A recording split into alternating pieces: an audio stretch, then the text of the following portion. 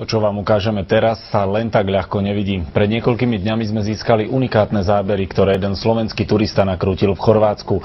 A hoci predtým by tomu neveril, teraz nepochybuje o tom, že videl ozajstné UFO. Rodina Gašijových strávila pri chorvátskom pobreží 14 dní príjemnej dovolenky, no ani vo sne ich nenapadlo, že v posledný večer uvidia UFO. Ide. Ale ide, kúkaj. Však to je UFO, ty. Bolo to 12. júla 10:30 večer v chorvátskom letovisku Tučepi. Obrovský rozruch medzi nimi spôsobil tento lietajúci predmet, ktorý svietil a v istom momente sa veľkou rýchlosťou vzdialil. Po priblížení a zväčšení obrázku pripomínal dve spojené pyramídy. Panika nastala rýchlo, kamera, UFO, deti sa báli. Nad morom to letalo.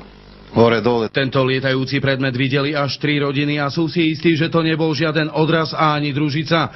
Žiarilo to dokonca úplne ináč ako hviezdy na oblohe a po 40 sekundách zmizlo. Hviezdy boli biele a toto bolo úplne také sito oranžové. Naraz išlo pomaly a už zmizol hore. Objekt, ktorý je na tomto zábere, patrí do kategórie skutočné UFO. Ufolog tvrdí, návštevy mimozemšťanov na takýchto lodiach možno pozorovať už od 60. rokov.